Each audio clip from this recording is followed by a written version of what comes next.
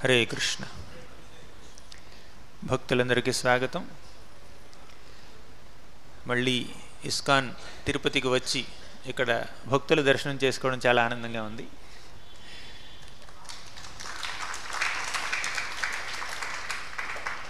ఈరోజు శ్రీమద్ భాగవతంలోని తృతీయ స్కందంలోని ఒక శ్లోకం మనం చర్చించుకోబోతున్నాం. ఈ శ్లోకం ఏ సందర్భంలో వస్తుందంటే, అప్పుడే సృష్టి జరిగింది. శ్రీ మహావిష్ణువు యొక్క స్వేదరంధ్రాల్లో నుంచి ఎన్నెన్నో బ్రహ్మాండాలు ఉద్భవిస్తాయి. ఆయన అనంతకోటి బ్రహ్మాండ నాయకుడు. ఆయన యొక్క స్వేదరంధ్రాల్లో నుంచి ఎన్నెన్నో విశ్వాలు ఉద్భవిస్తున్నాయి.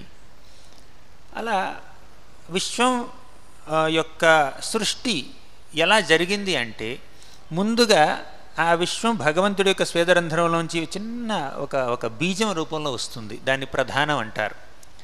కాలక్రమేణా అది కాస్త మార్పు చెంది గొప్ప విశ్వంగా మారుతుంది. అలా విశ్వంగా మారే ముందు ఆ విశ్వం తయారు కావడానికి కావలసినటువంటి పదార్థాలు ఉంటాయి చూడండి. ఆ పదార్థాలు ముందుగా అవి ప్రత్యక్షం అవుతాయి. ఏమిటవి? భూమి, జలము, నీరు, అగ్ని, వాయువు, తర్వాత ఇంద్రియాలు, ఇంకా ఇవన్నీ. ఇప్పుడు మీరు ఒక సాంబార్ చేయాలనుకోండి, దానికి మీరు వంకాయలు, ములక్కాయలు, కందిపప్పు అవన్నీ తీసుకొస్తారు కదా. అదేవిధంగా అంటే ఆ సామానంతా తీసుకొచ్చి దాని సమపాళాల్లో కలిపి అప్పుడు సాంబార్ తయారవుతుంది. ఓకేనా? అది అర్థం చేసుకోవడానికి ఒక చిన్న ఉదాహరణ అంతే. విశ్వం ఎలా ప్రారంభమవుతుందంటే, ముందుగా భగవంతుడి యొక్క స్వేదరంధ్రం నుంచి, మన మహావిష్ణువు యొక్క స్వేదరంధ్రం నుంచి ఈ 23 రకాల పదార్థాలు ఉద్భవిస్తాయి. అవి భూమి, జలము, నీరు, అగ్ని, వాయువు, తర్వాత ఇంద్రియాలు, తర్వాత ఇంద్రియాల యొక్క అధిష్టాన దేవతలు, మనస్సు, బుద్ధి, అహంకారము, ఇవన్నీ ఉంటాయి. మహత్తత్వం అంటారు. సో అవన్నీ కలిసి విశ్వాన్ని ఫామ్ చేసే ముందు ఈ పదార్థాల యొక్క, ఈ భౌతిక పదార్థాల యొక్క అధిష్టాన దేవతలు ఉంటారు చూడండి, వారు మహావిష్ణువుని ప్రార్థిస్తున్నారు. నాయన, నీ శక్తి లేనిదే మేము ఒకరినొకరు కలిసి ఈ విశ్వాన్ని సృష్టించలేము. ఎలా అయితే ఒక వంటవాడు లేనిదే, వంటవాడు లేకుండా సాంబార్లో ఉన్నటువంటి పదార్థాలన్నీ వాటంతట అవే మిక్స్ అయిపోయి సాంబార్ అక్కడ జరగదు కదా, ముందుకు రాదు కదా. అదేవిధంగా భగవంతుడి యొక్క ఆజ్ఞ లేనిదే, ఆయన యొక్క ప్రేమ వీక్షణాలు లేనిదే ఈ భౌతిక పదార్థాలు వాటంతట అవి కలిసి ఈ విశ్వాన్ని సృష్టించలేవు. కాబట్టి ఆ పదార్థాల యొక్క అధిష్టాన దేవతలు విష్ణువుని ప్రార్థిస్తున్నారు. ఓకేనా? ఆ ప్రార్థనల్లో ఒక ప్రార్థన ఇది. ఇందులో ఏమంటున్నారు అధిష్టాన దేవతలు? విశ్వస్య జన్మస్థితి సంయమార్థే. చాలా సింపుల్ సాంస్క్రిట్, చదవండి, అర్థమవుతుంది. విశ్వస్య జన్మస్థితి సంయమార్థే. జన్మ అంటే పుట్టుక లేదా సృష్టి. ఇక్కడ ఈ సందర్భంలో స్థితి అంటే పోషణ, సంయమ అంటే లయ. ఓకేనా? సృష్టి, స్థితి, లయ, అదే జన్మస్థితి సంయమార్థి. ఓకేనా? విశ్వస్య జన్మస్థితి సంయమార్థే కృతావతారస్య పదాంబుజం తే. కృత అవతారస్య, ఓ భగవంతుడా, ఓ మహావిష్ణు, ఈ విశ్వాన్ని సృష్టించడానికి, పాలించడానికి, పోషించడానికి, తర్వాత ఉపసంహరించడానికి నువ్వు అవతారాలు దాల్చి వస్తావు. కృత అవతారస్య. ఓకేనా? ఏమిటి అవతారాలు? ఇక్కడ చెప్పారు. బ్రహ్మ, విష్ణు, శివ. ఇప్పుడు విష్ణువులు ఒక విష్ణువనే కాదు, మన మహావిష్ణువు అని చెప్పుకున్నాం చూడండి, ఆయన్ని కారణోదక సాయి విష్ణువు అని కూడా అంటారు. ఆయన కారణ సముద్రం మీద పవళించి ఆయన శ్వాస విడిస్తే ఆయన స్వేదరంధ్రాల్లో నుంచి అనంతకోటి బ్రహ్మాండాలు ఉద్భవిస్తాయి. అలా ప్రతి బ్రహ్మాండంలోకి ఆయనే విస్తరించి గర్భోదక సాయి విష్ణువుగా ప్రవేశిస్తాడు ప్రతి విశ్వంలో. ఆ గర్భోదక సాయి విష్ణువు యొక్క నాభి కమలం నుంచి ఒక కమలం ఉద్భవించి ఆ కమలంలో బ్రహ్మదేవుడు ఉద్భవిస్తాడు. బ్రహ్మదేవుడు జన్మిస్తాడు. మొదటి విష్ణువు ఎవరు? కారణోదక సాయి విష్ణువు. అవునా? ఆయన్నే మహావిష్ణువు అని కూడా అంటారు. రెండవ విష్ణువు ఎవరు? గర్భోదక సాయి విష్ణువు. ఎన్నెన్ని బ్రహ్మాండాలు ఉన్నాయో అన్ని గర్భోదక సాయి విష్ణువులు ఉన్నారు. ఓకేనా? చాలామంది విష్ణు ఆలయాల్లో వెళ్తే మీరు అక్కడ విష్ణువు అలా నాగశేయం మీద పడుకుని ఉంటాడు. ఆయన నాభికమలం నుంచి బ్రహ్మదేవుడు ఉద్భవిస్తాడు. ఓకేనా? ఆ బ్రహ్మ యొక్క తండ్రి మన గర్భోదక సాయి విష్ణువు. అంతేకాకుండా ఆ విశ్వం లోపల ఇంకొక విష్ణువు ఉంటాడు. ఆయన పేరు క్షీరోదక సాయి విష్ణు. అంటే పాల సముద్రంలోనే పవళిస్తూ ఉంటాడనమాట. ఆ క్షీరోదక సాయి విష్ణువే పాలనకర్త. గర్భోదక సాయి విష్ణువు బ్రహ్మకి జన్మనిస్తాడు. అవునా? తర్వాత బ్రహ్మకి స్ఫూర్తినిస్తాడు, బ్రహ్మకి జ్ఞానాన్ని అందిస్తాడు. తర్వాత ఆయన బ్రహ్మదేవుడికి ఆశీర్వాదం ఇస్తాడు.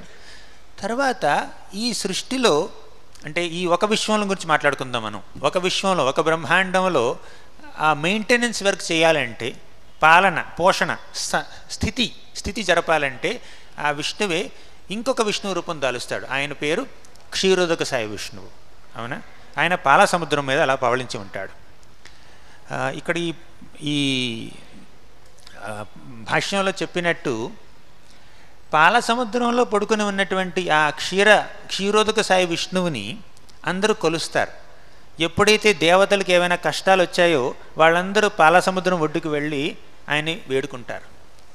యం బ్రహ్మా వరుణేంద్ర రుద్ర మరుతః స్తున్వంతి దివ్యైస్తవై వేదైః సాంగపదక్రమోపనిషదైః గాయంతి యం సామగాః ధ్యానావస్థిత తద్గతేన మనసా పశ్యంతి యం యోగినో యస్యాంతం న విదుర్సురాసురగణాః దేవాయ తస్మై నమః. యం బ్రహ్మా వరుణేంద్ర రుద్ర మరుతః స్తున్వంతి దివ్యైః స్తవైః. బ్రహ్మ, శివ, ఇంద్ర, చంద్ర, వరుణ, వాయు వీళ్ళందరూ దివ్యమైనటువంటి స్తవములతో ఆయన్ని కీర్తిస్తారు, ఆయన్ని కొనియాడుతారు. ఎవరిని? మన విష్ణువుని, పాలకడిలో పడుకున్నటువంటి విష్ణువుని వీళ్ళందరూ వేడుకుంటే అప్పుడు ఆయన ఏదో ఒక అవతారం దాల్చి మళ్ళీ వస్తాడు. అవునా? విశ్వస్య జన్మస్థితి సంయమార్థే. ఆయన యొక్క అవతారాలు ఎన్నెన్నో రకాలు. ఇప్పుడు మనం ముగ్గురు విష్ణువుల గురించి చెప్పుకున్నాం. ఎవరు? కారణోదక సాయి విష్ణువు, ఆయన్నే మహావిష్ణువు అని కూడా అంటారు. తర్వాత గర్భోదక సాయి విష్ణువు, తర్వాత క్షీరోదక సాయి విష్ణువు. ముగ్గురు విష్ణువుల గురించి చెప్పుకున్నాం. ఈ ముగ్గురిని కలిపి పురుషావతారాలు అంటారు. అవునా? వీటిని పురుషావతారాలు అంటారు. తరువాత ఇప్పుడు ఒక విశ్వం అనంతకోటి బ్రహ్మాండాల గురించి మనం చెప్పుకోవట్లేదు, అది అయిపోయింది. ఇప్పుడు ఒక విశ్వంలో ఎన్నెన్నో అవతారాలు ఉంటాయి. ఒక కోవకు చెందినటువంటి అవతారాలు ఏమిటంటే గుణావతారాలు. ఏమిటా గుణాలు? ఎన్ని గుణాలు ఉన్నాయి? 3 గుణాలు ఉన్నాయి. ఏమిటా గుణాలు? సత్వగుణము, రజోగుణము, తమో గుణము. అంటే ఏమిటో మీకు తెలుసు. ఈ 3 గుణాలతో ద్వారా భగవంతుడు సృష్టి స్థితి లయలని కావిస్తాడు. ఈ సృష్టిని ఈ ప్రపంచాన్ని, ఈ విశ్వాన్ని సృష్టించాలి అంటే కాస్త రజోగుణం కావాలి. ఓకేనా? క్రియేటివిటీ కావాలి, రజోగుణం కావాలి. ఆ రజోగుణం యొక్క అధిష్టాన దేవత ఎవరు? బ్రహ్మదేవుడు. సో బ్రహ్మదేవుడికి సృష్టి అనే డిపార్ట్మెంట్ని ఇచ్చారనమాట. ఆయన బ్రహ్మదేవుడికి విష్ణువు జన్మనిచ్చి ఆయనకు చెప్పాడు, నువ్వు సృష్టి కార్యం చెయ్యి. ఇప్పుడు ఈ విశ్వంలో 14 లోకాలు ఉన్నాయి. ఆ 14 లోకాలని సృష్టించి ఆ 14 లోకాల్లోనూ 84 లక్షల జీవరాశుల్ని పాపులేట్ చేయవలసినటువంటి బాధ్యత మన బ్రహ్మదేవుడి మీద పెట్టారు. ఆయన సృష్టికి ఇన్ఛార్జ్ అనమాట. అవునా? ఆయన సత్వగుణావతారం, సృష్టికి యొక్క అధినేత. తరువాత అలా సృష్టించినటువంటి ఈ 14 లోకాలని, తర్వాత ఆ లోకంలో ఉన్నటువంటి 84 లక్షల జీవరాశుల్ని పాలించాలంటే, పోషించాలంటే, వారిని మెయింటైన్ చేయాలంటే సత్వగుణం కావాలి. ఆ సత్వగుణం యొక్క అధిష్టాన దేవత ఎవరు? విష్ణువు. ఏ విష్ణువు? క్షీరోదక సాయి విష్ణువు. ఈ క్షీరోదక సాయి విష్ణువు పురుషావతారాల్లో ఒకడు. అంతేకాకుండా గుణావతారాల్లో కూడా అదే క్షీరోదక సాయి విష్ణువు. అంటే క్షీరోదక సాయి విష్ణువు గుణావతారం కూడా, పురుషావతారం కూడా. అవునా? పురుషావతారాల్లో ఒక ఆయన, తర్వాత గుణావతారాల్లో ఒక ఆయన, సత్వగుణావతారం. ఇక ఒక సమయం వచ్చిన తర్వాత ఈ సృష్టిని ఉపసంహరిస్తాడు భగవంతుడు. అసలు సృష్టి ఎందుకు చేశారు? ఈ బద్ధజీవుడికి భక్తి చేసుకునే అవకాశాన్ని కల్పించడం కోసం. సృష్టి యొక్క పరమార్థం ఏమిటి? ఇంతకుముందు సృష్టి జరిగింది, ఆ సృష్టిలో నీకు మానవ జన్మ వచ్చింది, ఆ మానవ జన్మని నువ్వు నిరర్థకం చేసుకున్నావు, సార్థకం చేసుకోలేదు, భక్తి మార్గాన్ని ఆచరించలేదు, ముక్తిని పొందలేదు, భగవద్ధామాన్ని చేరుకోలేదు, కాబట్టి మళ్ళీ ఇంకొక సృష్టి చేస్తున్నాను, ఆ సృష్టిలోకి నువ్వు ప్రవేశించి ఇంకొకసారి భక్తి చేయడానికి ప్రయత్నించు అని. ఇప్పుడు ఒక అకాడమిక్ ఇయర్లో లేదంటే ఒక అకాడమిక్ సెమిస్టర్లో ఒక స్టూడెంట్ అన్ని పరీక్షలు తప్పితే ఏం చేస్తారు? మళ్ళీ సెమిస్టర్ రిపీట్ చేయనైనా అంటారు, అవునా? అదేవిధంగా ఒక సృష్టిలో ఈ మానవులు భక్తి మార్గాన్ని ఆచరించకుండా ముక్తిని పొందకపోతే ఇంకొకసారి భగవంతుడు సృష్టిని జరుపుతాడు, ఇంకొకసారి జరిపి ఇంకొక అవకాశాన్ని ఇస్తాడు, భక్తి మార్గాన్ని ఆచరించే అవకాశాన్ని ఇస్తాడు భగవంతుడు ఈ బద్ధజీవులకి. అప్పుడు అవకాశాన్ని తీసుకుని వాళ్ళు కాస్త ముక్తిని పొందాలి భక్తి చేయడం ద్వారా, ఓకేనా? అంతేకాదు ముక్తినే కాదు, భగవద్ధామాన్ని చేరుకోవచ్చు, కృష్ణ ప్రేమను పొందవచ్చు, ఓకేనా? అవి తర్వాత చర్చించుకుందాం మనం. సరే, ఇప్పుడు ఆ సృష్టి ఒక సమయం కొంతవరకు ఆ సృష్టిని పోషిస్తాడు, పాలిస్తాడు. ఎవరు? మన క్షీరోదక సాయి విష్ణువు. ఒక సమయం రాగానే ఆ సృష్టిని ఉపసంహరించవలసినటువంటి అవసరం కలుగుతుంది. దాన్ని లయ అంటారు, ప్రళయం అంటారు. ఆ ప్రళయానికి లయకి అధినేత ఎవరు? లయకర్త ఎవరు? శివుడు, ఓకేనా? పరమేశ్వరుడు. సో ఆ ఈశ్వరుడు ఆయనకి డిస్ట్రక్షన్ డిపార్ట్మెంట్ ఇచ్చారనమాట, అవునా? సృష్టి, స్థితి, లయ. సృష్టి చేసేది బ్రహ్మ, స్థితి జరిపేది విష్ణువు, లయకారకుడు శివుడు. ఈ ముగ్గురిని కలిపి గుణావతారాలు అంటారు. వారి గురించి ఈ భాష్యం మొత్తం చెప్పారనమాట. విశ్వస్య జన్మస్థితి సంయమార్థే కృతావతారస్య పదాంబుజం తే. విశ్వస్య, ఈ విశ్వం యొక్క సృష్టి, స్థితి, జన్మలకి కారణభూతులుగా జరపడానికి, సృష్టి, స్థితి, లయలను జరపడానికి నువ్వు కృతావతారంతే, నువ్వు అవతారాలు దాలుస్తావు. ఏమిటి అవతారాలు? గుణావతారాలు. ఎవరి అవతారాలు? బ్రహ్మ, విష్ణు, శివ. అర్థమైంది కదా శ్లోకం? పదాంబుజంతే, నీ పాదాలకి మేము నమస్కరిస్తున్నాము అంటే దేవాది దేవుడికి ఎన్నెన్నో అవతారాలు ఉన్నాయి. ఇప్పటికి మనం 2 రకాల అవతారాలు చెప్పుకున్నాం. ఏమిటవి? పురుషావతారాలు, తర్వాత గుణావతారాలు. తరువాత ఇంకా కొన్ని అవతారాలు ఉన్నాయి, లీలావతారాలు అని ఉన్నాయి. రామ, నరసింహ, వరాహ, వామన, మత్స్య, కూర్మ, వీరందరినీ లీలావతారాలు అంటారు. తర్వాత ఇంకొక అవతారం ఉంది, ఇంకొక కేటగిరీ. ఏమిటది? యుగావతారాలు. ఒక్కొక్క యుగంలో ఒక్కొక్క రూపం దాల్చి భగవంతుడు వస్తాడు. ఇంకా శక్తి ఆవేశ అవతారాలను కూడా ఉన్నాయి.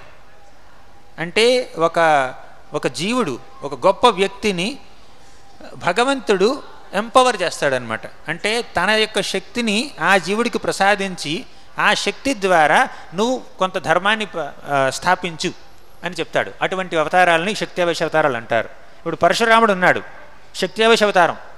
దుష్ట దమన శక్తిని ఆయనకి ఇచ్చారు. 4 కుమారులు ఉన్నారు, వారికి జ్ఞానశక్తిని ప్రసాదించాడు, వారిని శక్త్యావేశ అవతారాలు అంటారు. నారదముని కూడా ఆయనకి భక్తి శక్తిని ప్రసాదించారు. ఒక రకంగా చెప్పాలంటే బ్రహ్మదేవుడు కూడా శక్త్యావేశ అవతారాల కోవలోకి వస్తాడు. ఎందుకంటే ఆయనకి సృష్టి శక్తినిచ్చారు, సృష్టించే శక్తినిచ్చారు. అదేవిధంగా వ్యాసదేవుడికి గ్రంథాలని రచించే శక్తినిచ్చారు. ఆయన్ని ఇంకొక అవతారం, అదే శక్త్యావేశ అవతారం అంటారు. గ్రంథాలని రచించవలసినటువంటి. జై శ్రీ రాధా గోవింద్ భగవాన్కి జై. ఇలా భగవంతుడికి ఎన్నో రకాల అవతారాలు ఉన్నాయి. ఇప్పటికి మనం ఎన్ని అవతారాలు చెప్పుకున్నాం? 5 రకాల అవతారాలు. పురుషావతారాలు, గుణావతారాలు, లీలావతారాలు, శక్త్యావేశ అవతారాలు, తర్వాత యుగావతారాలు. ఇంకొక రకం అవతారం ఏమిటంటే మన్వంతర అవతారాలు. బ్రహ్మదేవుడి ఒక రోజులో 14 మన్వంతరాలు ఉంటాయి. ఒక్కొక్క మన్వంతరంలోనూ భగవంతుడు విష్ణువు ఒక అవతారం దాల్చి వస్తాడు. వారి పేరు మన్వంతర అవతారాలు, ఓకేనా? ఇలా 6 రకాల అవతారాలు ఉన్నాయి. మనం ఈరోజు ఏ అవతారాల గురించి చర్చించుకుంటాం? గుణావతారాల గురించి చర్చించుకుంటాం. ఎందుకంటే ఈ పర్పోట్లో, ఈ శ్లోకంలో అదే ఉంది కదా, విశ్వస్య జన్మస్థితి సంయమార్థే కృతావతారస్య పదాంబుజంతే. ఆ శ్రీ మహావిష్ణువుకి ఎన్నెన్నో అవతారాలు ఉన్నాయి. ఒక రకమైనటువంటి అవతారాలని గుణావతారాలు అంటారు. ఆ గుణావతారాలు ఎవరు? బ్రహ్మ, విష్ణువు, శివ. స్పెసిఫిక్గా చెప్పాలంటే బ్రహ్మదేవుడు, క్షీరోదక సాయి విష్ణువు, తర్వాత శివుడు. వారి గురించి మనం చర్చించుకుందాం ఈరోజు. ఓకేనా? శ్లోకంలో అదే ఉంది. అంతేకాకుండా మిగిలిన 2 లైన్లు కూడా చూసుకోవాలి మనం. వ్రజేమ సర్వే శరణం యదీశ స్మృతం ప్రయచ్చత్యభయం స్వపుంసాం. ఎవరైతే నీ పాదపద్మాల్ని, పదాంబుజంతే, నీ పాదపద్మాల్ని శరణు పొందుతారో, వ్రజేమ సర్వే శరణం యదీశా, ఓ ఈశా, ఓ భగవంతుడా, ఎవరైతే నీ పాదపద్మాల యొక్క శరణు పొందుతారో వారు నిన్ను చేరుకుంటారు. స్మృతం ప్రయచ్చతి అభయం స్వపుంసాం. ప్రయచ్చతి అభయం అంటే వారు అభయాన్ని పొందుతారు, వారికి ఎటువంటి భయం ఉండదు. మనం అభయాన్ని పొందాలి అంటే, ఈ భౌతిక భవబంధాల నుంచి విముక్తులం కావాలంటే, ఈ భౌతిక ప్రపంచంలో ఉన్నటువంటి భయాలకి అతీతులం కావాలి అంటే ఆ భగవంతుడి యొక్క పాదపద్మాల్ని మనం వేడుకోవాలి, శరణు పొందాలి. వ్రజేమ సర్వే శరణం యదీశ, శరణు పొందితే అప్పుడు ప్రయచ్చతి అభయం స్వపుంసాం, అభయం మనకు కలుగుతుంది. ఓకేనా? శ్లోకం అర్థమైంది కదా? ఇప్పుడు గుణావతారాల గురించి కాస్త ఎక్కువగా చెప్పుకుందాం. బ్రహ్మ, విష్ణు, శివుడి గురించి. ఇప్పుడు బ్రహ్మదేవుడు ఎలా పుట్టాడో మనకు తెలుసు. గర్భోదక సాయి విష్ణువు యొక్క నాభి నుంచి కమలం ఉద్భవిస్తే ఆ కమలం మీద జన్మించాడు బ్రహ్మ. ఆ బ్రహ్మ చేసేటటువంటి పని ఏమిటి? 14 లోకాలని సృష్టించడం. అంతేకాదు, కేవలం సృష్టి మాత్రమే చేయరు.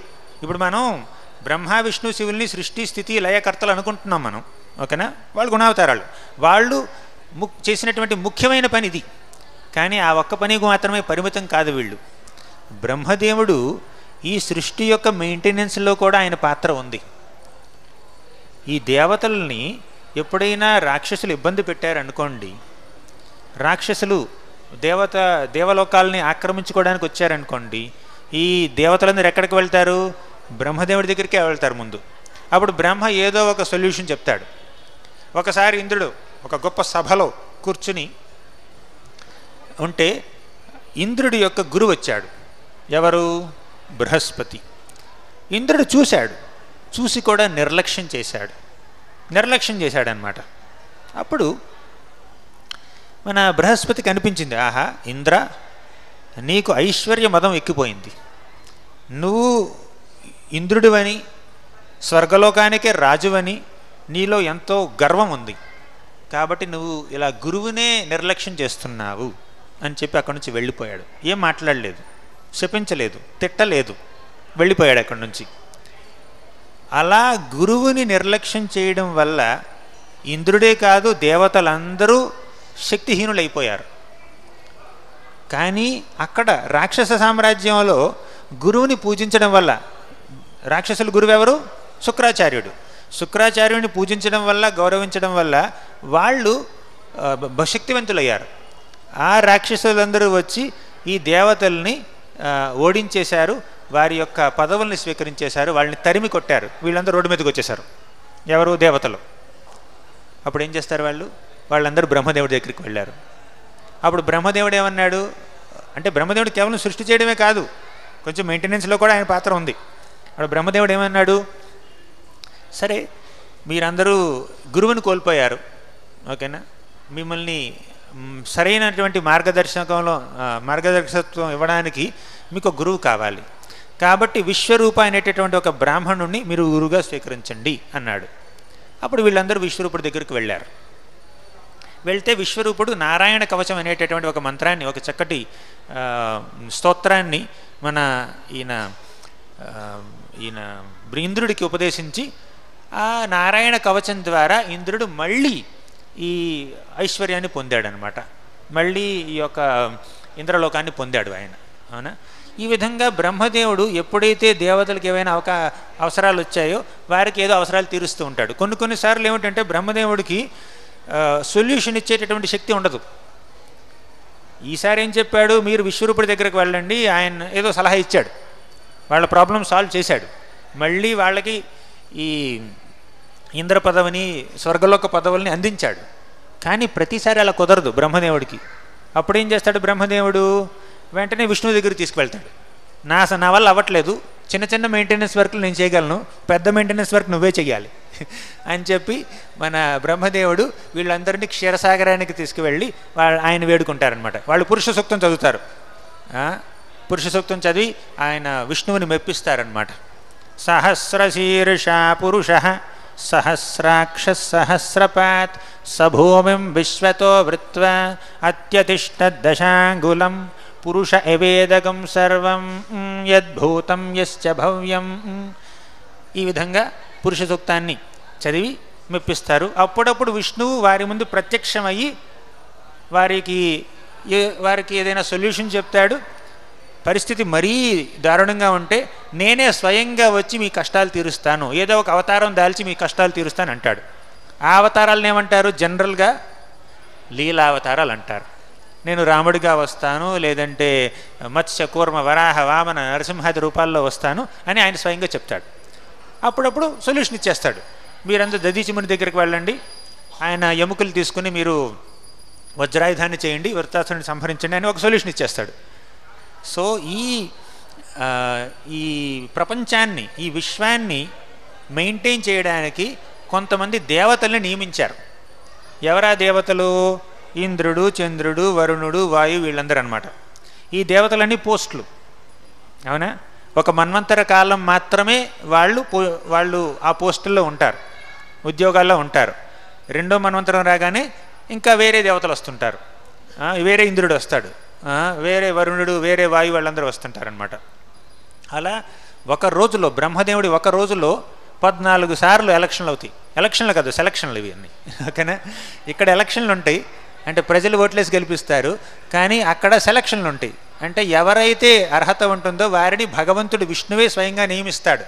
నువ్వు ఇంద్ర పదవికి వెళ్ళు, నువ్వు ఈ పదవి తీసుకో, ఆ పదవి తీసుకో అని. అవునా? ఆ విధంగా బ్రహ్మదేవుడి ఒక రోజులో 14 సార్లు దేవతల పోస్టులు మారుతూ ఉంటాయి. సప్తఋషులు కూడా మారిపోతూ ఉంటారు.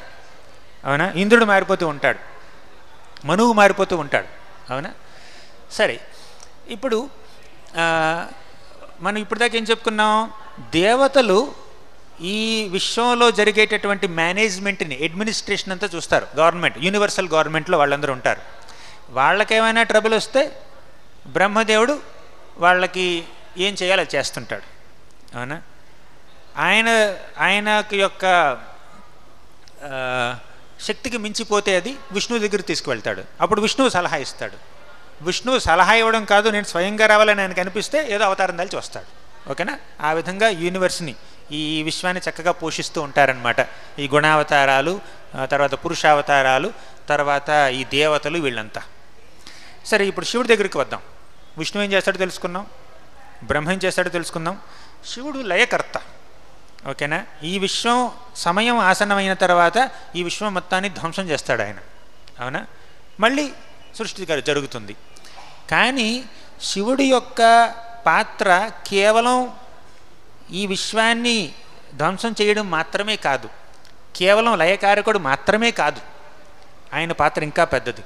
ఇంకా చెప్పాలంటే శివుడి యొక్క స్థానం బ్రహ్మదేవుడి కన్నా గొప్ప స్థానం. శివుడు సామాన్య జీవుడు కాదు, బ్రహ్మదేవుడు జీవుడే, విష్ణుమూర్తి జీవుడు కాదు. ఆయన పరమాత్ముడు, ఆయన భగవంతుడు. కానీ శివుడు జీవుడు కాదు, ఆయన విష్ణువు యొక్క ఇంకొక భాగం అన్నమాట. ఇప్పుడు విష్ణువు పాలైతే శివుడు పెరుగు. అదంతా బ్రహ్మ సమితిలో చెప్పారు, బ్రహ్మదేవుడు అంటుంటాడనమాట. ఓకేనా? విష్ణువే ఇంకొక రూపం దాల్చి వస్తాడు శివుడిగా. ఆయన స్థాయి బ్రహ్మదేవుడి కన్నా గొప్పది, దేవతలందరికన్నా గొప్పది, అది వేరే చెప్పాల్సిన అవసరమే లేదు. అవునా? ఇప్పుడు ఆ శివుడి యొక్క పాత్ర ఎలా ఉంటుంది ఈ విశ్వం యొక్క పోషణలో, పాలనలో? కేవలం లయ మాత్రమే కాదు, పాలన పోషణలో కూడా ఆయన యొక్క పాత్ర ఉంటుంది. ఎలా ఉంటుందంటే, ఒకసారి సముద్ర మంథనం జరిగింది. రాక్షసులు, దేవతలు వీళ్ళందరూ కలిసి ఈ సముద్రాన్ని, క్షీరసాగరాన్ని మధించారు. అసలు అటువంటి అవసరం ఎందుకు వచ్చింది? మళ్ళీ బ్రహ్మ, విష్ణు, శివ, మీరు బ్రహ్మ, విష్ణు, శివుడు ముగ్గురి యొక్క పాత్రలు పూర్తిగా ఉన్నటువంటి ఒక లీలని మీరు చర్చించుకోవాలంటే అది సముద్ర మంథనమే. సముద్ర మంథనం. ఇప్పుడు ఈ దేవతలు ఏదో తప్పు చేశారు. ఏమిటా తప్పు కూడా చెప్పుకుందాం. దేవతలు ఏం తప్పు చేశారంటే, ముఖ్యంగా ఇంద్రుడు తప్పు చేశాడు. దేవతల రాజు ఏనుగు మీద అలా ఊరేగుతున్నాడు. అప్పుడు దుర్వాసుముని వచ్చి ఒక హారాన్ని ఇచ్చాడు, బహుకరించాడు ఇంద్రుణ్ణి. ఆహా ఇంద్ర, నువ్వు గొప్ప నువ్వు దేవతలకు రాజువు, ఈ హారాన్ని నీకు ఇస్తున్నాను, స్వీకరించి అన్నాడు. అవునా? అప్పుడు ఇంద్రుడు ఏమిటంటే నిర్లక్ష్యం చేశాడనమాట. ఆ హారాన్ని తీసుకుని ఏనుగుకి ఇచ్చాడు, ఐరావతానికి ఇచ్చాడు. ఐరావతం ఏం చేసింది? కాళ్ళ కింద తొక్కేసింది. ఇటువంటి గొప్ప హారాన్ని, ఒక ఋషి ఇచ్చినటువంటి హారాన్ని మహాప్రసాదంగా స్వీకరించి గౌరవించాలి. కానీ ఈ హారాన్ని నిర్లక్ష్యం చేసి ఏనుగుతో తొక్కించాడనమాట మన ఎవరు? ఇంద్రుడు. అది చూసి దుర్వాసమునికి కోపం వచ్చింది. అప్పుడు ఏమన్నాడు? ఆహా, ఐశ్వర్యంతో ఎంతో మదమెక్కింది నీకు, నీ ఐశ్వర్యం అంతా నువ్వు త్వరలో కోల్పోతావు అన్నాడు. ఆ శాపవశాత్తు ఇంద్రుడు, దేవతలు వీళ్ళందరూ కోల్పోయారు, ఐశ్వర్యం మొత్తాన్ని కోల్పోయారు. రాక్షసులు, బలి మహారాజు, అప్పట్లో రాక్షసుడు రాజు బలి మహారాజు ఈ స్వర్గ సామ్రాజ్యాన్ని ఆక్రమించేశాడు. అప్పుడు మళ్ళీ వీళ్ళందరూ రోడ్డు మీదకి వచ్చారు. దేవతలందరూ బ్రహ్మదేవుడి దగ్గరికి వెళ్ళారు. బ్రహ్మదేవుడు అనేవాడు 4 తిట్టాడు అనమాట. ఒక బ్రాహ్మణుణ్ణి ఇలా అవమానిస్తే ఇంకేం ఆశిస్తారు మీరు? ఇప్పుడు మనం ఎంత గొప్పవాళ్ళమైనా భక్తుల్ని, బ్రాహ్మణుల్ని, సాధువుల్ని, సన్యాసుల్ని అగౌరవపరచకూడదు. ఎంత గొప్పవాళ్ళమైనా కూడా, ఇంద్రుడైనా కూడా, అంత గొప్పవాళ్ళైనా కూడా పెద్దవాళ్ళని అవమానిస్తే, దూషిస్తే ఇలాగే అవుతుంది. భాగవతంలో ఏమన్నారంటే, ఆయుః శ్రియం యశో ధర్మం. ఆయు అంటే మన యొక్క ఆయువు, శ్రియ అంటే మన యొక్క సంపద, యశ మన యొక్క ఫేమ్, రెప్యుటేషన్, యశస్సు, ధర్మం అవన్నీ మంట కలిసిపోతాయి. పుంసో మహదతిక్రమ. గొప్పవారిని అతిక్రమిస్తే, గొప్పవారిని అవమానిస్తే, వారి పట్ల అపరాధం చేస్తే మనకున్నటువంటి ఆయుష్ తగ్గిపోతుంది. మనం సంపాదించుకున్నటువంటి ఆశీర్వాదాలన్నీ నాశనం అయిపోతాయి, మనకున్నటువంటి సంపద పోతుంది, అన్నీ పోతాయి అన్నమాట. యశస్సు పోతుంది, రెప్యుటేషన్ పోతుంది. కాబట్టి ఎప్పుడు గొప్పవాళ్ళని మనం దూషించకూడదు, అవమానించకూడదు. అవునా? సరే, ఇప్పుడు వీళ్ళందరూ బ్రహ్మదేవుడి దగ్గరికి వెళ్ళారు. బ్రహ్మదేవుడు అన్నాడు, నా వల్ల కాదు, నేను మీకు సొల్యూషన్ చెప్పలేను, కేవలం విష్ణువే మీకు సొల్యూషన్ ఇవ్వగలడని చెప్పి విష్ణు దగ్గరికి తీసుకువెళ్ళారు. అప్పుడు విష్ణువు ఏమన్నాడు? అప్పుడప్పుడు మీరు బ్రాహ్మణుని అవమానించారు కదా, మీరు కూడా కొంచెం సిగ్గు విడిచి రాక్షసులతో సంధి చేసుకోవాలి. దేవతలు రాక్షసులు పూర్తిగా ఆపోజిట్ గుణాల్లో ఉంటారు. దేవతలకి రాక్షసులకి సంధి అంటే ఎప్పుడు కని విని ఎరగలేదు ఈ విశ్వం. కానీ మొదటిసారిగా మన విష్ణువే, క్షీరోదక సాయి విష్ణువే అన్నాడు, మీరు రాక్షసులతో సంధి చేసుకోవాలి. సంధి చేసుకోవాలంటే కాస్త తల వంచాలి, ఒక మెట్టు దిగాలి. ఓకేనా? అప్పుడప్పుడు మనం ఎంత గొప్పవాళ్ళమైనా కూడా ఎవరి ముందో తల వంచాల్సిందే. ఆ నమ్రత ఉంటే మనం జీవితంలో కాస్త పురోగమిస్తాం. మనలో నమ్రత లేదనుకో, నేను ఎప్పుడు తల ఎత్తుకునే ఉంటాను గర్వంతో. అలా ఉంటే మనం ఇంద్రులా అవ్వాల్సి వస్తుందన్నమాట. ఓకేనా? ఇప్పుడు మన విష్ణువు ఏమన్నాడు? వెళ్ళి వాళ్ళతో సంధి చేసుకోండి. మీరు కలిసి, వాళ్ళు పవర్లో ఉన్నారు కదా ఇప్పుడు, మీరు కలిసి క్షీరసాగరాన్ని మధించాలి. నేను పడుకున్నటువంటి ఈ పాల సముద్రాన్ని మీరు చక్కగా చిలికితే అప్పుడు అందులో నుంచి అమృతం వస్తుంది. చాలామంది అనుకుంటారు అమృతం తాగితే చావే ఉండదు అని. అది సత్యం కాదు. అవునా? అమృతం తాగితే మంచి బలం వస్తుంది, తర్వాత శక్తి వస్తుంది, శక్తిమంతులు అవుతారు. దేవతలు అలా వాళ్ళు శక్తి పొందారు. కానీ అమృతం తాగడం వల్ల వాళ్ళకు వచ్చే శక్తి ఎంతకాలం ఉంటుంది? కేవలం ఒక మన్వంతర కాలం వరకు మాత్రమే ఉంటుంది. చావు లేదంటారు చూడండి. మన్వంతరం తర్వాత దేవతలు కూడా నిష్క్రమించాల్సిందే. ఓకేనా? ఆ అమృతం వారికి శాశ్వతాన్ని ఇవ్వదు, శాశ్వతమైనటువంటి పరిస్థితిని ఇవ్వదు. ఎవరైనా ఈ భౌతిక దేహంలోకి వస్తే చనిపోవాల్సిందే. ఓకేనా? దేవతల శరీరం చాలా ఎక్కువ కాలం ఉంటుంది, మానవుల శరీరం కొంతకాలం వరకు ఉంటుంది. ఇంకా పురుగులు, పశుపక్షాదులు వాళ్ళ శరీరం ఇంకా చాలా తక్కువ కాలం ఉంటుంది. కానీ ఈ దేవతలు ఏమిటంటే వాళ్ళు చాలా కాలం ఉంటారు. ఎంతకాలం? ఒక మన్వంతర కాలం మాత్రమే. మన్వంతరం అంటే ఏమిటి? బ్రహ్మదేవుడి యొక్క ఒక రోజులో 14 వంతు మాత్రమే వాళ్ళు బలంగా ఉంటారు, శక్తివంతంగా ఉంటారు అమృతం తాగడం ద్వారా. అంతకన్నా ఎక్కువ కాదు. అవునా? సరే, ఈ మన్వంతర కాలం వరకు మీరు పాలించాలంటే మీకు అమృతం కావాలి. కాబట్టి అమృతం తాగాలంటే మీరు క్షీరసాగరాన్ని చిలకాలి అన్నాడు. అప్పుడు వీళ్ళందరూ వెళ్ళారు. ఎవరు? మన దేవతలు బలి మహారాజ్ దగ్గరికి వెళ్ళారు. వెళ్ళి ఏమన్నారు? నాయన బలి, అసలు దేవతలను చూడగానే బలి మహారాజు పక్కనే ఉన్నటువంటి రాక్షసులు ఉన్నారు చూడండి, వాళ్ళందరూ ఈ దేవతల్ని అటాక్ చేయడానికి వచ్చారు, దాడి చేయడానికి వచ్చారు, ముట్టడి చేయడానికి వచ్చారు. అప్పుడు వెంటనే బలి మహారాజు ఏమన్నాడంటే, అరే ఆగండి, వాళ్ళు యుద్ధం చేయడానికి రాలేదు, మీటింగ్ పెట్టడానికి వచ్చారు. మీటింగ్ కోసం వస్తే మీరు ఫైటింగ్ ఎందుకు చేస్తారు? ఫైటింగ్ చేయదు, కూర్చోండి, సామరస్యంగా వినండి వాళ్ళు ఏం చెప్తున్నారు అన్నాడు. అప్పుడు ఈ దేవతలందరూ వచ్చి కింద కూర్చున్నారు. బలి మహారాజు చక్కగా సింహాసనం మీద కూర్చుంటే వాళ్ళ కింద కూర్చోనో లేకపోతే నిలబడో మాట్లాడుతున్నారు. నాయన బలి, మాకు చిన్న ప్రపోజల్. ఏమిటా ప్రపోజల్?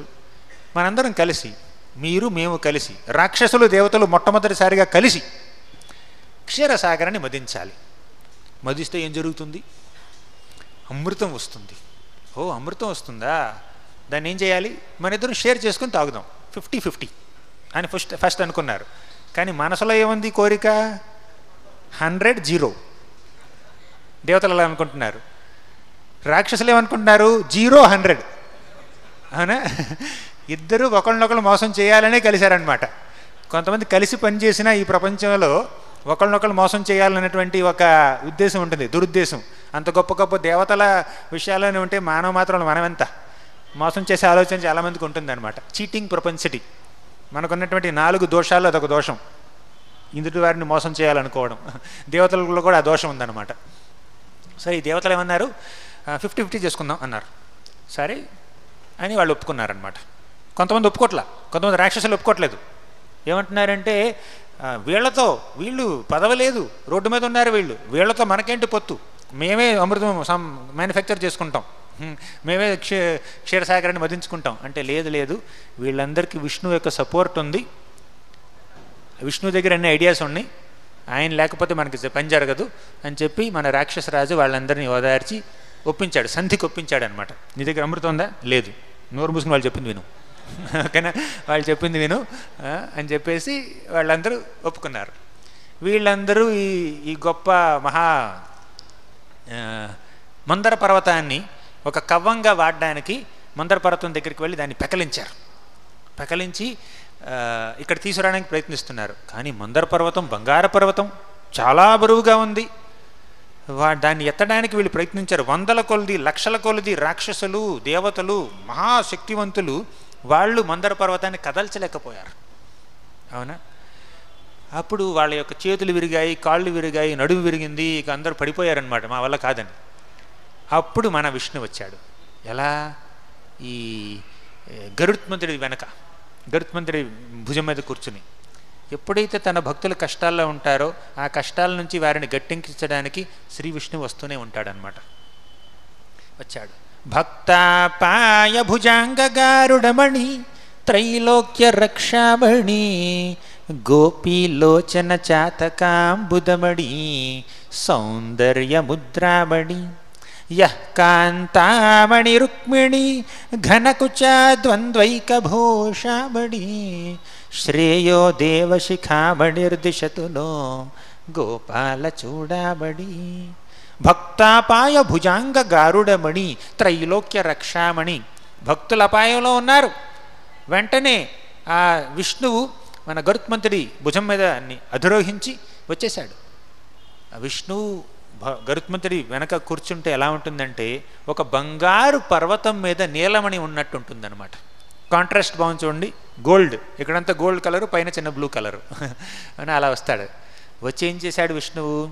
ఎలా అయితే శ్రీకృష్ణుడిగా గోవర్ధన పర్వతాన్ని ఎత్తి చిటికిన వేల మీద నిలబెట్టాడో, విష్ణువు మందర పర్వతాన్ని ఎత్తి సునాయాసంగా ఎత్తి గరుత్మంతుడి మీద కూర్చోబెట్టాడు.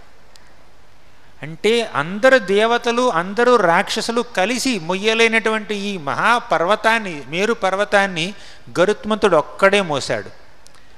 ఒక్కడే మోసాడు. అంటే గరుత్మంతుడు ఎంత గొప్ప! విష్ణువుకి ఆయన వాహనం, దేవతలందరికన్నా గొప్ప గరుత్మంతుడు. క్లియర్ కదా? ఇంతగా తేటతెల్లం అయిపోయింది, క్లియర్.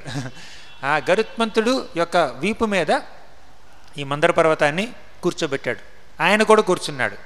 దేవతల్ని, రాక్షసుల్ని కూడా తీసుకొచ్చాడనమాట భగవంతుడు. లిఫ్ట్, ఓకేనా, గరుడ ఎయిర్లైన్స్, ఓకేనా. కానీ ఇక్కడే పైలట్ అక్కర్లేదు మనకి, ఇక్కడే సీట్ బెల్ట్ అక్కర్లేదు, ఇక్కడ విండోలు మూయని అవసరం లేదు, తెరవని అవసరం లేదు, నో రిస్ట్రిక్షన్స్. గరుడ ఎయిర్లైన్స్ వచ్చేసాడనమాట.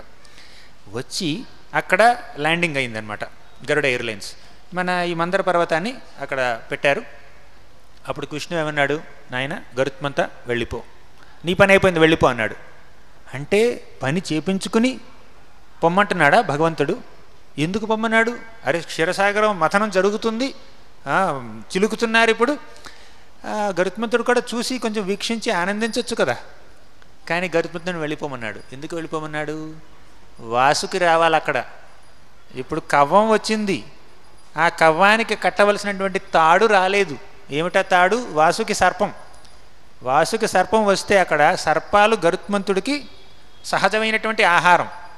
ఓకేనా? మనం తినకూడదు, ఆయన తినొచ్చు. ఓకేనా? సహజమైనటువంటి ఆహారం కాబట్టి ఆయన వెళ్ళమన్నాడు. మీరిద్దరు వస్తే మీరిద్దరు ఫైటింగ్ చేసుకుంటారు, అసలు పని జరగాలి ఎక్కడని చెప్పి ఆయన వెళ్ళమన్నాడు. గరుత్మంతుడు చాలా వినయంగా వెళ్ళిపోయాడు అనమాట. ఓకేనా? వినతాసుతుడు ఎంతో వినయాన్ని ప్రదర్శించి వెళ్ళిపోయాడు అక్కడి నుంచి. అప్పుడు వాసుకి వచ్చింది, సర్పం వచ్చింది. ఇక సర్పాన్ని మన ఒక తాడులాగా ఈ మందర పర్వతానికి కట్టి వీళ్ళిద్దరు చిలుకుతున్నారు. ఒక పక్క రాక్షసులు, ఒక పక్క దేవతలు. ఇప్పుడు రాక్షసులకి తోక భాగం ఇచ్చాడు విష్ణువు, దేవతలకేమిటి శిరస్సు భాగం ఇచ్చాడు. అప్పుడు రాక్షసులు అన్నారు, మేము తోకను పట్టుకోవాలా, మేము గొప్పవాళ్ళం, అందంలో మీకన్నా గొప్పవాళ్ళం, చదువులో మీకన్నా గొప్పవాళ్ళం, పదవుల్లో మీకన్నా గొప్పవాళ్ళం, అటువంటి గొప్పవాళ్ళకి తోకనిస్తారా? తోక అశుభం, మేము ముఖం పట్టుకుంటాం అని చెప్పి అటు వెళ్ళారు. విష్ణు అన్నాడు, అరే మీకోసమే నేను చెప్పాను. ఇప్పుడు ఆ వాసుకి ముఖంలో నుంచి ఇంతంత విషం వస్తే, అగ్ని వస్తే దాన్ని మీరు తట్టుకోలేరనే నేను ఇలా చేశాను, అరేంజ్మెంట్ చేశాను. సరే వెళ్ళండి. ఇప్పుడు దేవతలు ఏం చేసినా దానికి ఆపోజిట్ చేయాలనుకుంటారు రాక్షసులు. ప్రతి దాంట్లో మాదే పై చెయ్యి కావాలనుకుంటారు. ముఖ్యంగా పవర్లో ఉన్నారు కదా, ఇంకా ఆ మనస్తత్వంలోనే ఉన్నారు. సరే విష్ణు, సరే మీరు ఊరుకోండి, దేవతల్ని ఊరుకోబెట్టి మీరు తోక పట్టుకోండి అన్నారు. సరే అలా జరిగింది. క్షీరసాగర మథనం జరుగుతుంది. వెంటనే అసలు మొదలైన ప్రారంభంలోనే ఈ కవ్వం కాస్త మునిగిపోయింది, మజ్జిగలో పాలల్లో మునిగిపోయింది అనమాట. ఏమిటా కవ్వం? మందర పర్వతం. ఎందుకు ఇలా వీళ్ళు చిలుకుతుంటే ఆ మందర పర్వతం యొక్క వెయిట్ అంతా ఎవరి మీద వస్తుంది? రోప్ మీద వస్తుంది, తాడు మీద వస్తుంది, వాసుకి మీద వస్తుంది. ఆ వెయిట్నంతా ఎవరు భరించాలి? వీళ్ళు. అంటే అంత గొప్ప బంగారు పర్వతాన్ని ఈ తాడుతో కట్టేసి తేల్చాలంటే చాలా కష్టం. కాబట్టి సపోర్ట్గా ఉండాలని చెప్పి మన విష్ణువు కూర్మావతారం దాల్చి పాల సముద్రంలోకి వెళ్ళి అలా దాన్ని లేపాడనమాట, మందర పర్వతాన్ని. అప్పుడు మందర పర్వతం మన కూర్మావతారం యొక్క వీపు మీద అలా తిరుగుతుంటే ఆయనకి చాలా హాయిగా ఉందన్నమాట. ఓకే, కొన్ని బిలియన్లు మైళ్ళు ఆయన వీపు అనమాట. చాలా హాయిగా అనిపించింది. మీరు పడుకున్నప్పుడు ఎవరైనా ఇలా నిమురుతుంటే, దురద పుట్టినప్పుడు గోకుతూ ఉంటే కొంచెం రిలీఫ్ ఉంటుంది కదా, ఆయనకు అలా రిలీఫ్ వచ్చిందనమాట. ఆయన వేసుకున్నటువంటి ఆభరణాలన్నీ కొంచెం పాలిష్ అయినాయి. సో అలా జరిగింది. ఆయన చక్కగా కొంచెం నిద్రపోయేటట్టు నిద్ర ఫీలింగ్ వచ్చిందనమాట. అసలు సముద్రాల్లో అలలు బయటికి వస్తూ లోపలికి వెళ్తూ ఎందుకుంటాయి తెలుసా మీకు? ఎందుకంటే కూర్మావతారంలో విష్ణువు పాల సముద్రం కిందకి వెళ్ళినప్పుడు ఎప్పుడు విష్ణువుగా ఆయన పాల సముద్రం మీద పడుకుంటాడు. మొట్టమొదటిసారిగా పాల సముద్రం లోపల పడుకున్నాడు కూర్మావతారంలో. అక్కడ కూడా గాలి పీల్చాలి కదా, ఆయన ఉచ్ఛ్వాస నిశ్వాసాలు విడుస్తున్నాడు కదా. అలా ఎప్పుడైతే ఆయన ఎక్స్హేల్ చేస్తాడో, శ్వాస విడుస్తాడో, అప్పుడు సముద్రంలో ఉన్నటువంటి అలలన్నీ బయటకు వచ్చేస్తాయి. ఎప్పుడైతే శ్వాస తీసుకుంటున్నాడో ఆ పాలని లోపలికి వస్తాయి. అప్పటి నుంచి భగవంతుడు కూర్మావతారం దాల్చి క్షీరసాగరంలోకి ప్రవేశించినప్పటి నుంచి సముద్రంలో అలలు బయటికి వస్తూ ఉన్నాయి, లోపలికి వెళ్తూ ఉన్నాయి. ఘోష, సముద్ర ఘోష. అలా అది సముద్రం యొక్క వృత్తాంతం. సరే, ఇప్పుడు అలా క్షీరసాగర మథనం జరుగుతుంది. ఇక దాంట్లో నుంచి చాలా బయటికి రావాలి కదా. మొట్టమొదటిగా బయటికి వచ్చింది ఏమిటి? హాలాహలం. హాలాహలం వచ్చింది. దీనికి ముందు చాలా జరిగాయి, అవన్నీ మనం చెప్పుకోవడానికి టైం లేదు మనకి. సరే, హాలాహలం వచ్చింది. ఇప్పుడు శివుడి పాత్ర వచ్చింది.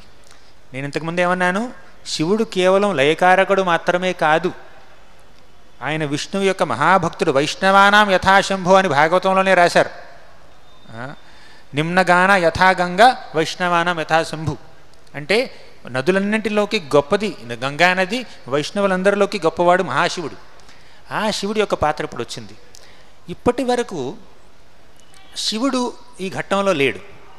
ఎప్పుడైతే హాలాహలం అలా బయటికి వచ్చిందో వెంటనే విష్ణువు ఏం చేశాడు? శివుడి దగ్గరికి వెళ్ళండి అన్నాడు. దేవతలందరినీ శివుడి దగ్గరికి వెళ్ళమన్నాడు. అసలు ఈ ప్రాజెక్ట్ ప్లాన్ వేసింది ఎవరు? విష్ణువు. క్షీరసాగరాన్ని వధించాలి, అమృతాన్ని తీసుకురావాలి బయటికి అన్న ప్లాన్ వేసిందే మన విష్ణువు. దేవతల్ని సంధికి పంపించింది ఎవరు? రాక్షసులతో విష్ణువే. వాళ్ళు మందర పర్వతాన్ని మొయ్యలేక పడిపోతే మందర పర్వతాన్ని తీసుకొచ్చి ఇక్కడికి పెట్టింది ఎవరు? విష్ణువే.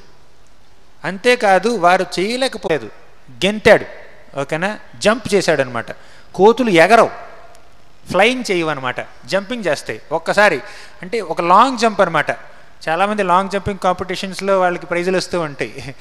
100 యోజనాలు, 1 యోజన అంటే 8 మైళ్ళు, అంటే 800 మైళ్ళ లాంగ్ జంప్ ఎవరు చేశారు చెప్పండి సృష్టిలో ఇప్పటి వరకు?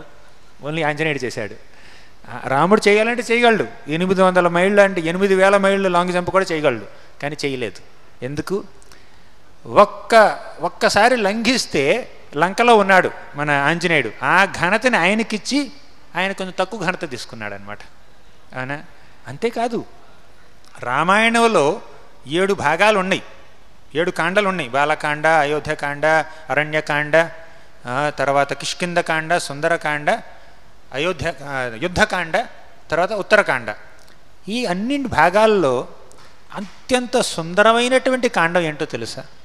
సుందరకాండ. పేరే సుందరకాండ. ఆ సుందరకాండలో రాముడి పాత్ర ఎంత ఉంది చెప్పండి? చాలా తక్కువ. సుందరకాండలో హీరో ఎవరు? ఆంజనేయుడు, హనుమంతుడు. అవునా?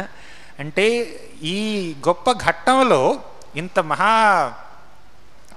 రామాయణ మహాకావ్యంలో అత్యంత ఉన్నతమైనటువంటి తీయనైనటువంటి ఆ ఘట్టంలో ఆంజనేయుడిని ముందు పెట్టాడు రాముడు. కొంచెం లో ప్రొఫైల్, కిష్కింధలో ఖాళీగా కూర్చున్నాడు అనమాట. అంటే ఖాళీ కూర్చోడం కాదు, ఆయన ధ్యానం చేస్తున్నాడు సీతాదేవి మీద, గుహలో కూర్చున్నాడు. ఘనతంతా ఈయనకి ఇచ్చేశాడు. ఎవరికి? ఆంజనేయుడికి. తరువాత మహాభారతంలో ఏం జరిగింది? మహాభారతంలో శ్రీకృష్ణ భగవానుడు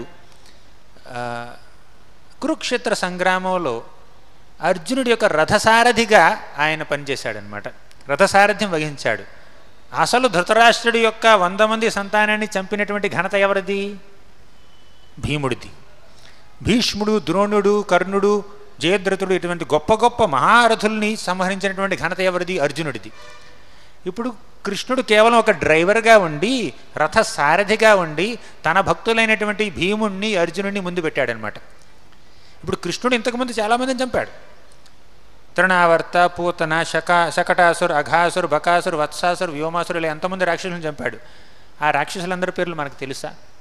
చాలామంది తెలీదు. కానీ దుర్యోధన్, దుశ్శాసన్, కర్ణ, శకుని చాలామందికి తెలుసు. ఓకేనా? ఆంధ్రదేశంలో ఎవరో ఒకరిని అడగండి, నీకు అఘాసురుడు అంటే ఎవరో తెలుసా అంటే వినలేదే అంటారు చాలామంది. కానీ శకుని తెలుసా, దుర్యోధనుడు తెలుసా అంటే మేము విన్నాం అంటారు. అవునా? అంటే చాలా పాపులర్ డీమన్స్ని, పాపులర్ విలన్స్ని భీముడు, అర్జునుడి ద్వారా చంపించి కృష్ణుడు పవర్ఫుల్ డీమన్స్ని ఆయన చంపాడు. ఆయన లో ప్రొఫైల్ తీసుకున్నాడు అనమాట. అంటే తన భక్తులు, ఆయన యొక్క భక్తులు గనక గొప్పతనాన్ని పొందితే, వారి యశస్సు పెరిగితే వారు దాన్ని చూసి ఆనందిస్తాడు భగవంతుడు.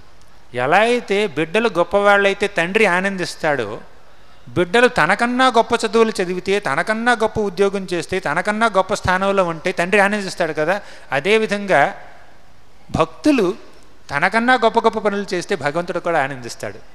అదేవిధంగా ఈ సముద్ర మంథనంలో కూడా విష్ణువు సముద్ర మంథనానికి ఫస్ట్ బిగినింగ్ నుంచి ఎండింగ్ వరకు, ప్రారంభం నుంచి అంతం వరకు ఆయన చాలా చేసినా కూడా అసలు మెయిన్ ఘట్టం హాలాహలం వచ్చి విశ్వం మొత్తం వ్యాపిస్తూ ఉంటే ఆ విశ్వాన్ని సంరక్షించే ఘనతని శివుడికి అందించాడు మన విష్ణువు. వీళ్ళందరూ దేవతలందరూ శివుడి దగ్గరికి వెళ్ళారు. వెళ్తే ఏం జరిగింది? శివుడు వీళ్ళందరి ప్రార్థనల్ని స్వీకరించి ఏమన్నాడంటే, మన పార్వతీదేవిని సంప్రదించాడు.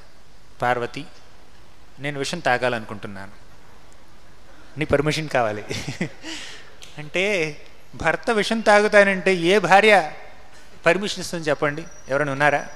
కానీ పార్వతీదేవి మాత్రం ఇచ్చింది. ఎందుకు ఇచ్చింది? 2 కారణాలు. మొదటి కారణం ఏమిటంటే, పార్వతీదేవి శివుడి యొక్క శక్తిని అర్థం చేసుకుంది. శివుడు మహాశక్తిమంతుడు, విషం తాగినా కూడా ఆయనకి ఏమీ కాదు అని పార్వతీదేవికి తెలుసు. రెండవ కారణం ఏమిటో తెలుసా? పార్వతీదేవి శివుడి యొక్క మనస్తత్వాన్ని అర్థం చేసుకుంది. ఆయన శక్తి ఎంత గొప్పదో ఆవిడికి తెలుసు. ఆయన మనస్తత్వం ఎంత ఉన్నతమైనదో కూడా ఆయనకి తెలుసు, ఆవిడికి తెలుసు. ఏమిటి శివుడి మనస్తత్వం? శివుడు ఎంతో దయామయుడు. రాక్షసులు వచ్చి వేడుకున్నా కూడా వారికి వరాలు ఇచ్చేస్తాడనమాట. అంత దయామయుడు కాబట్టి ఈ ప్రపంచం మొత్తం దీన్ని ఏమంటారు, ఈ హాలాహలం వల్ల నశించిపోతుంటే ఆయన చూసి ఎలా తట్టుకోగలడు చెప్పండి? తట్టుకోలేడు. చూసి తట్టుకునే శక్తి ఆయనకి లేదు. విషం తాగి తట్టుకునే శక్తి ఆయనకు ఉంది, కానీ ఆ విషం వల్ల విశ్వంలో ఉన్నటువంటి వ్యక్తులు చచ్చిపోతుంటే అది చూసి తట్టుకునే శక్తి ఆయనకి లేదు.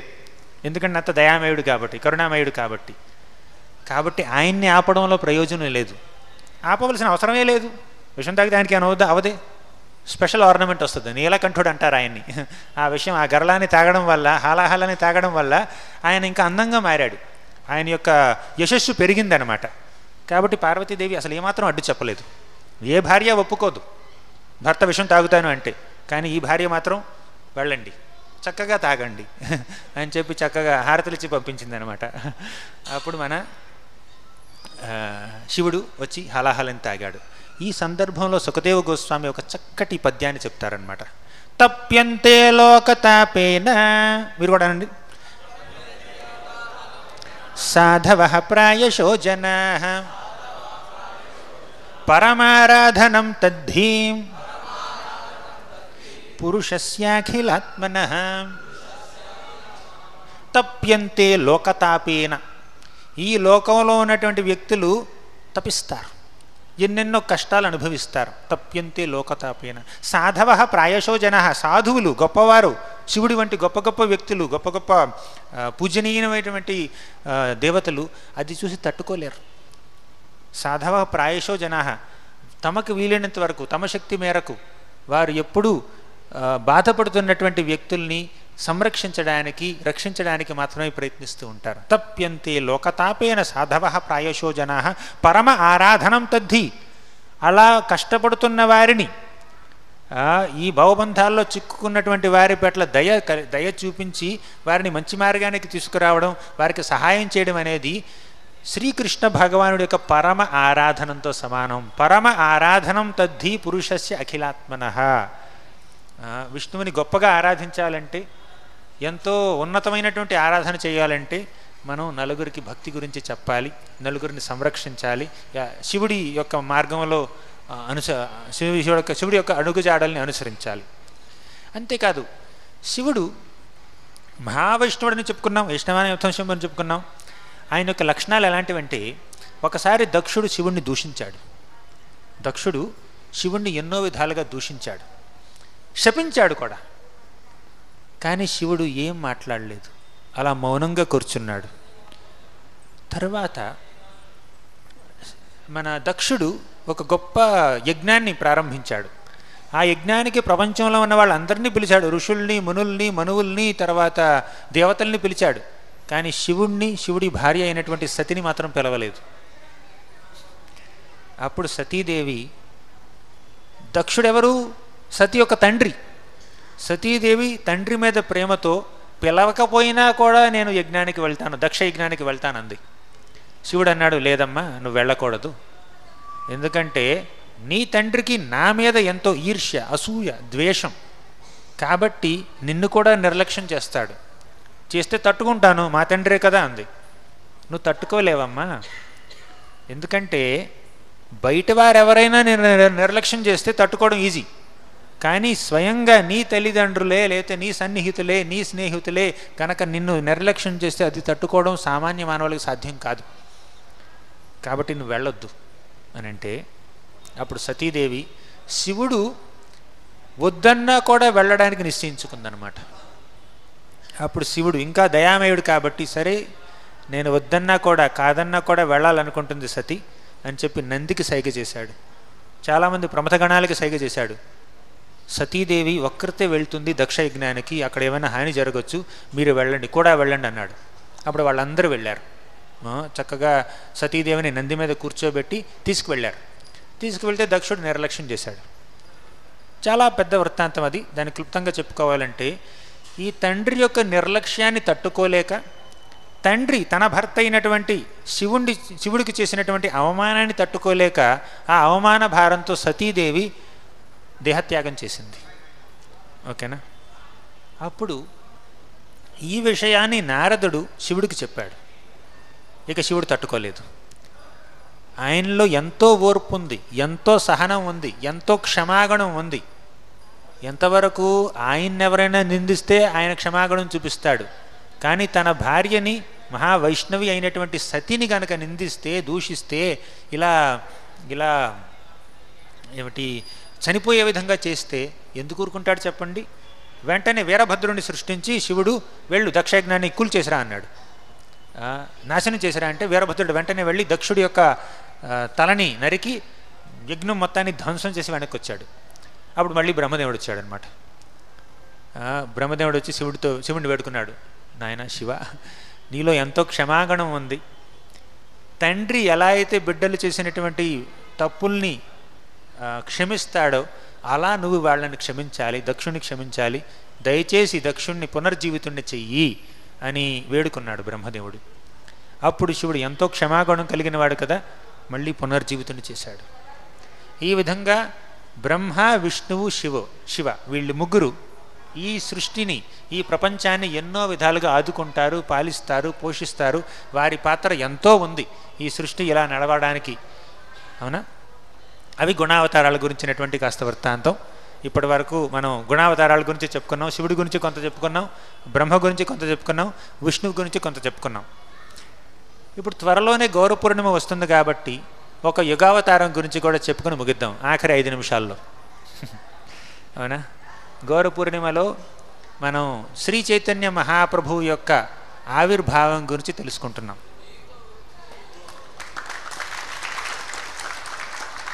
శివరాత్రి వస్తుంది కాబట్టి శివుడి గురించి చెప్పుకున్నాం. గుణావతారాలు ఉన్నాయి కాబట్టి బ్రహ్మ విష్ణువుల గురించి కూడా చెప్పుకున్నాం. గౌర పూర్ణిమ త్వరలోనే వచ్చేస్తుంది, పరిగెత్తుకుంటూ వస్తుంది కాబట్టి గౌరాంగ మహాప్రభు గురించి కూడా ఒక్క 2 నిమిషాలు మాట్లాడి ముగిస్తాం. చైతన్య మహాప్రభు ఎవరు? ఒకసారి భగవద్గీతలో శ్రీకృష్ణ భగవానుడు ఏమన్నాడంటే, సతతం కీర్తయంతో మాం అన్నాడు. ఈ శ్లోకం ఏ నెంబర్ తెలుసా? ఈ శ్లోకం నెంబర్ తెలుసా మీకు? చెప్పండి. శ్లోకం నెంబర్ తెలుసా అంటున్నా.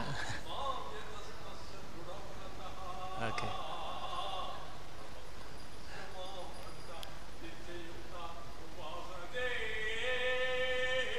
జై జై. Thank you Prabhu, thank you. భగవద్గీతలో 9వ అధ్యాయంలో 14వ శ్లోకంలో శ్రీకృష్ణ భగవానుడు ఈ మాటను చెప్పాడు. ఎన్ని శ్లోకాలు ఉన్నాయి భగవద్గీతలో? 700 శ్లోకాల్లో మధ్యలో శ్లోకం ఏంటో తెలుసా మీకు? నెంబర్ చెప్పండి చాలు. 700లో మిడిల్ నెంబర్స్ ఏంటి? 5లో మిడిల్ నెంబర్ ఏంటి? 3. 700లో మిడిల్ నెంబర్స్ ఏంటి? ఈవెన్ నెంబర్ కదా, 2 ఉంటాయి. 400 మ్యాథ్స్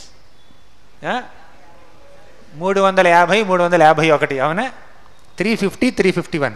700 శ్లోకాల్లో మిడిల్ 2 నెంబర్స్ ఏంటి? 350, 351. క్లియర్? ఇంతవరకు క్లియర్ కదా?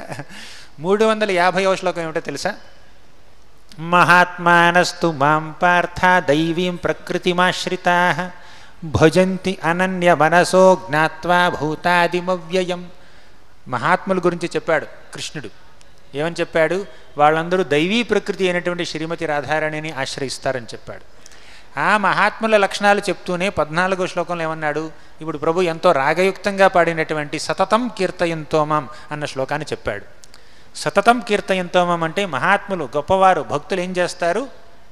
ఎప్పుడూ భగవంతుడిని కీర్తిస్తూ ఉంటారు అన్నాడు. అవునా?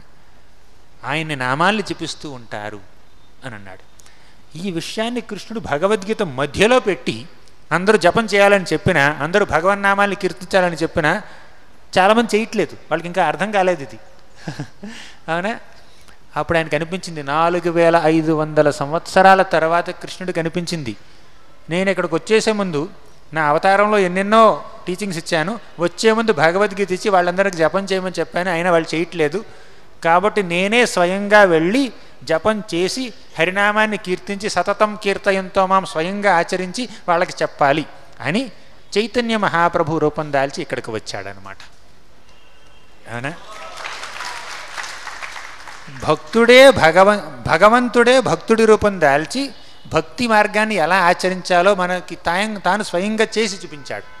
అది చైతన్య మహాప్రభు యొక్క అవతార పరమార్థం. ఓకే, ఇంతకీ ఎవరైనా రాధాకృష్ణులే. ఆ విషయాన్ని మనం తర్వాత చెప్పుకుందాం. ముందు ఆయన యొక్క కృప గురించి చెప్పుకుందాం. ఏమిటంటే మన చైతన్య చరితామృతంలో ఈ గ్రంథకర్త కృష్ణదాస కవిరాజ గోస్వామి ఆయన ఏమి రాస్తారంటే, చిరాదత్తం నిజగుప్త విత్తం స్వప్రేమ నామామృతమత్యుదార ఆపామరం యో వితతార గౌర కృష్ణో జనేభ్యస్తమహం ప్రపద్యే. చిరాత్ అదత్తం, ఎంతో కాలం నుంచి నేను దీన్ని ప్రసాదించలేదు జనులకి. ఏమిటి ప్రసాదించలేదు ఆయన? నిజగుప్త విత్తం, ఎంతో గుప్తమైనటువంటి నా విత్తాన్ని, నా యొక్క సంపదని వారికి ఇవ్వలేదు. ఏమిటా సంపద? ఏమిటి సస్పెన్స్? ఏమిటంటే స్వప్రేమ నామామృతమత్యుదార, నా యొక్క ప్రేమని, కృష్ణ ప్రేమని నేను ప్రసాదించలేదు ఈ మానవులకి, భూమిలో ఉన్నటువంటి మానవులకి. కాబట్టి ఇప్పుడు ప్రసాదిస్తాను కృష్ణ ప్రేమని, కృష్ణ నామం ద్వారా ప్రసాదిస్తాను అని చెప్పి శ్రీకృష్ణ భగవానుడు చైతన్య మహాప్రభు రూపంలో వచ్చి కృష్ణనామాన్ని ఆయన స్వయంగా జపించి, ఆయన స్వయంగా కీర్తించి, మనందరికీ ఎలా జపించాలో ఎలా కీర్తించాలో నేర్పించి చూపించాడనమాట. అవునా? స్వప్రేమ నామామృతమత్యుదార ఆ పామరంయో వితతార గౌర, జాతి కులం మతం ఎటువంటి తేడా లేకుండా ప్రతి ఒక్కరికి ఈ నామామృతాన్ని అందించాడు. ప్రేమామృతాన్ని ఆస్వాదించండి, నామామృతాన్ని ఆస్వాదించండి అన్నాడు అనమాట. అది ఆయన యొక్క అవతార పరమార్థం. ఆయన గురించి ప్రబోధానంద సరస్వతి ఏమంటారంటే,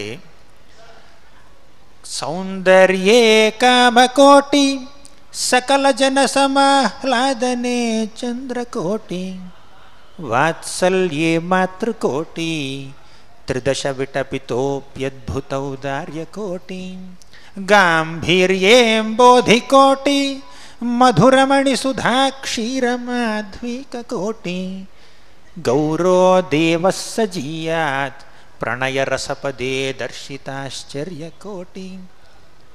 లెక్కబెట్టారా ఎన్ని కోట్లు ఉన్నాయో ఈ శ్లోకంలో? కోటి కోటి కోటి అని నేను చాలాసార్లు అన్నాను. మళ్ళీ ఒకసారి లెక్క పెడతారా? లెక్క పెట్టండి. ఒకసారి శ్లోకం చదువుతాను, మీరు లెక్క పెట్టండి. ఓకేనా? సౌందర్యే కామకోటి సకల జన సమాహ్లాదనే చంద్రకోటి వాత్సల్యే మాతృకోటి త్రిదశ విటపితోప్యద్భుతౌదార్యకోటి గాంభీర్యేం బోధికోటి మధురమణి సుధాక్షీరమాధ్వికకోటి గౌరో దేవస్స జీయాత్ ప్రణయ రసపదే దర్శితాశ్చర్యకోటి. చెప్పండి. 7 కోట్లు. ఈ ఒక్క శ్లోకం 7 కోట్లు సమానం. ఏది రూపాయలు కాదు, డాలర్లు కాదు, ఈ 7 కోట్లు ఇంకేదో, ఆ కరెన్సీయే వేరనమాట. ఇది ఆధ్యాత్మిక కరెన్సీ, భౌతిక కరెన్సీ కాదు. సరే, సౌందర్యే కామకోటి అంటే చైతన్య మహాప్రభు సౌందర్యంలో కోటి కామదేవుల్ని తీసుకొచ్చి పెట్టినా కూడా ఆయన సౌందర్యం ఇంకా గొప్పది. కృష్ణుడు నల్లగా ఉంటాడు, నీలి మేఘ ఛాయలో ఉంటాడు. అవునా? అందంగా ఉంటాడు. ఆయనకన్నా అందంగా ఇంకెవరు ఉండరు. చాలా శాస్త్రాలు చెప్తున్నాయి కృష్ణుడి యొక్క అందాన్ని ఎంతో చక్కగా వర్ణిస్తున్నాయి. కానీ కృష్ణుడి కన్నా అందంగా ఉన్నవాళ్ళు ఎవరు? శ్రీమతి రాధారాణి. అవునా? ఆయన కన్నా అందంగా ఎవరైనా ఉంటారు అంటే రాధారాణి మాత్రమే. కృష్ణుని మదనమోహన అంటే రాధారాణిని మదనమోహన మోహిని అంటారు. అవునా? ఆ అందాన్ని, ఆవిడ యొక్క మేని ఛాయని కృష్ణుడు స్వీకరించాడనమాట. కృష్ణుడు స్వతహాగా అందంగా ఉంటాడు. శ్రీమతి రాధారాణి యొక్క మేని ఛాయని తన మీద పులుముకుని ఆయన చైతన్య మహాప్రభు అయ్యాడు. ఇంకెంత అందంగా ఉంటాడు చూడండి. రాధా కృష్ణ కలిస్తే వారి యొక్క అందం ఇంకా వర్ణనాతీతం. అవునా? అందుకే సౌందర్యే కామకోటి అన్నారు. ఇప్పుడు వెంకటేశ్వర సుప్రభాతంలో కూడా, తిరుపతిలోనూ కూడా చెప్పుకోవాలి. వెంకటేశ్వర సుప్రభాతంలో ఏమన్నారు?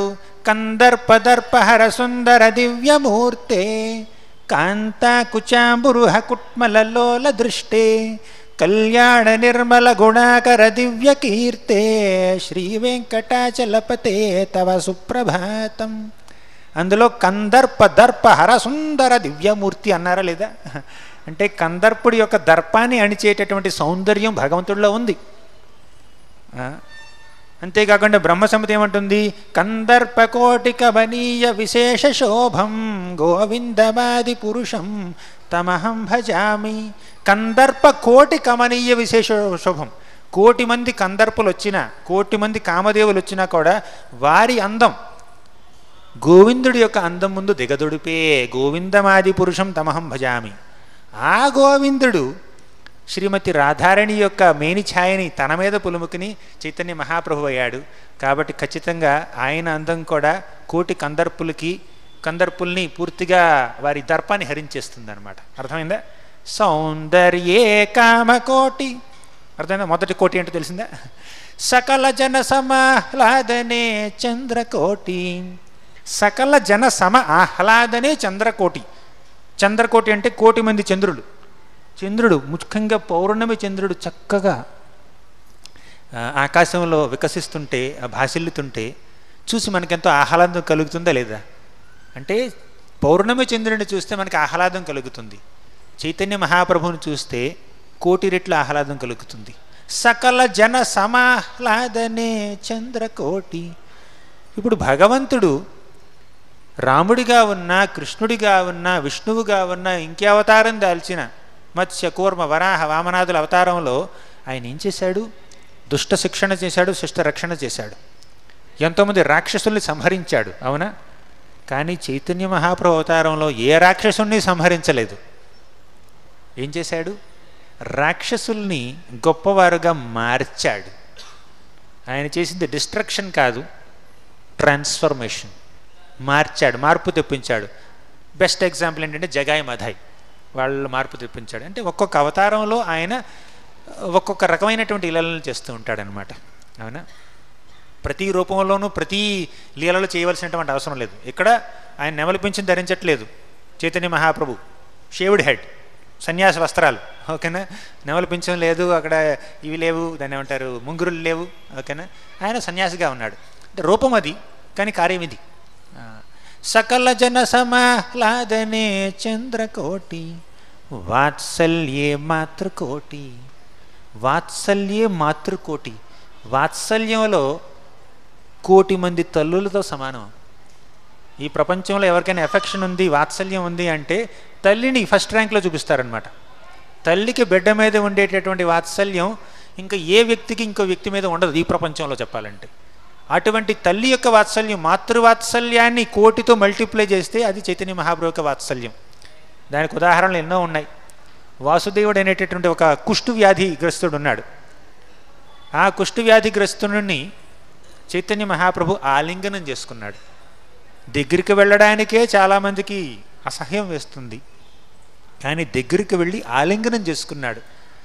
ఇప్పుడు ఎవరికైనా ఏదైనా వ్యాధి వచ్చిందంటే అనుకోండి, అంటువ్యాధి వచ్చినా కూడా తల్లి ప్రేమ ఎంత ఉంటుందంటే అంటువ్యాధి వచ్చినటువంటి బిడ్డని కూడా సమీపించడానికి ఆవిడ కొంచెం కూడా హెజిటేట్ చేయదు. ఆ విధంగా చైతన్య మహాప్రభు కూడా తల్లి ప్రేమను చూపించాడు. కేవలం భగవంతుడిగా రోగాన్ని నయం చేయడమే కాదు, ఒక తల్లిగా వాత్సల్యాన్ని చూపించాడు. అందుకే వాత్సల్యే మాతృకోటి అన్నారు. వాత్సల్యే మాతృకోటి త్రిదశ విటపితోప్యద్భుత ఔదార్య కోటి. ఆయన ఔదార్యంలో త్రిదశ విటపతి అంటే ఇదేమంటారు, కల్పవృక్షం. మన పైలోకాల్లో, మన స్వర్గలోకాల్లో కల్పవృక్షం ఉంటుంది.